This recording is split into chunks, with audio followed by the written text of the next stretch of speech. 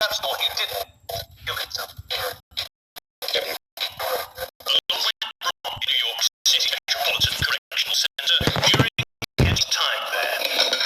So much so that the U.S. Attorney General launched an investigation, citing serious irregularities. For starters, Epstein was meant to have a cellmate at all times, but just hours before his death, his cellmate was transferred out and not replaced. Also, Epstein was placed on suicide watch after being found unresponsive. So, he had her cellmate, the dude's on suicide watch, and then all of a sudden they transferred out the guy. Like, what are the chances of that? That's like late alive, but he was taken off the list just 6 days later. This is strike two. Taken off suicide watch, Epstein's cell was checked every 30 minutes by a guard, but at the time of his death, the guards had fallen asleep, and the cell wasn't checked. 3 hours. Strike three. And while there are no cameras inside the cells, the two placed outside are impossible to check. Malfunctioned. What are the chances? So basically, I don't know about you, but have you ever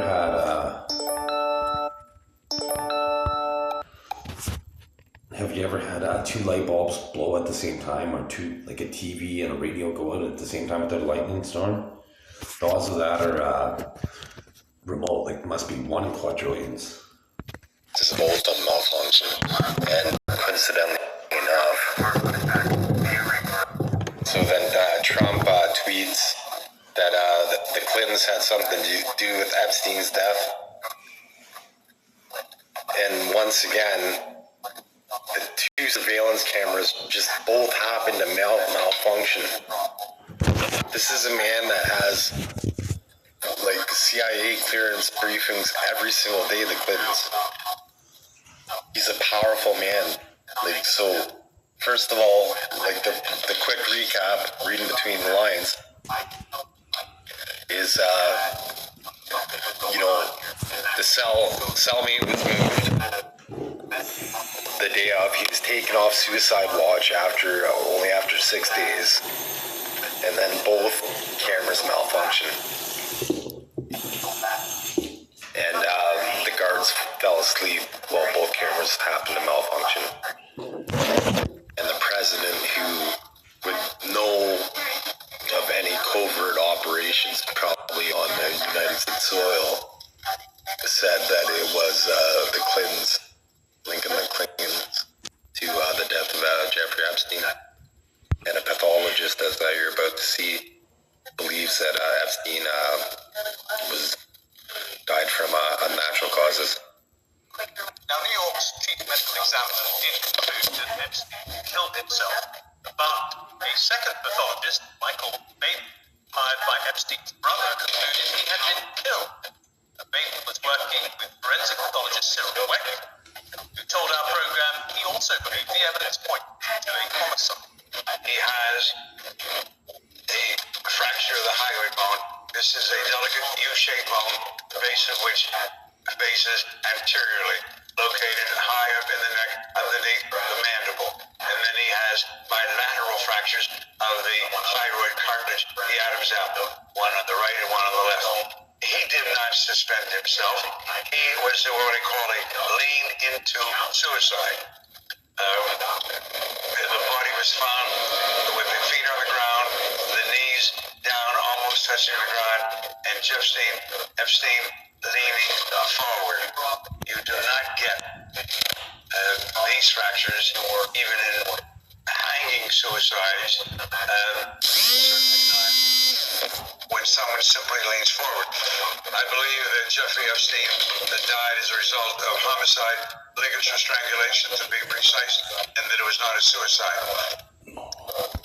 Now the question is whether or not Ghislaine Maxwell will make it to trial, if she'll harm herself or be attacked by another individual because she has dirt on the Clintons, Prince Andrew, and many others. So the thing that makes this so significant is but there's two things, like the reason why Jeffrey Epstein was important was he was a pedophile, but he was going to reveal he had over 1 million pieces of information on all the most powerful pedophiles on the planet.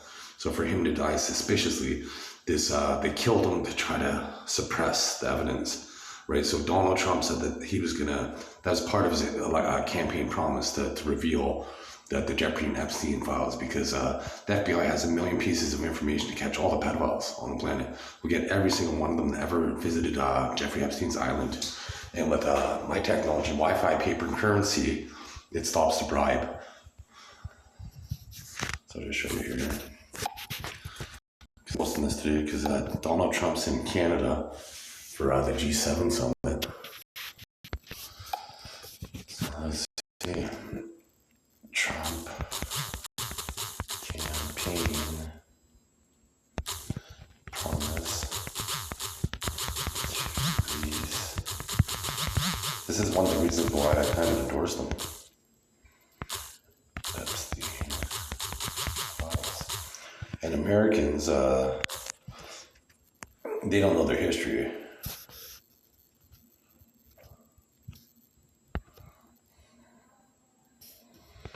Trump has not released the Epstein as promised. This little secret dogs could help answer some of the most mysterious series.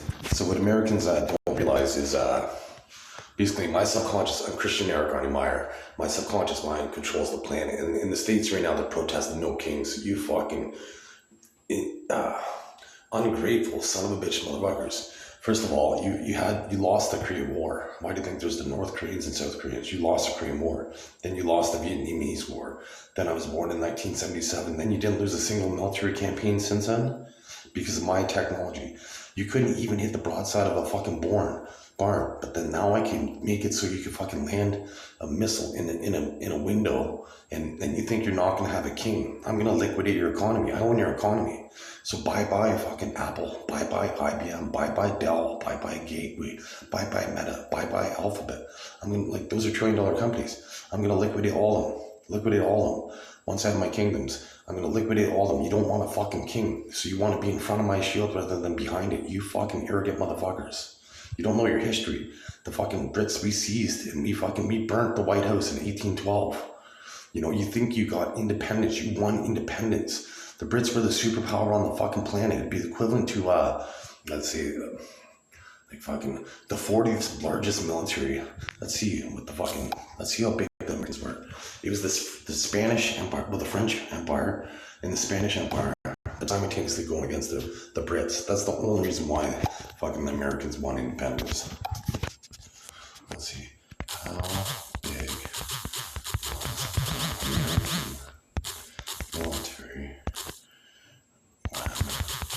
when they won independence?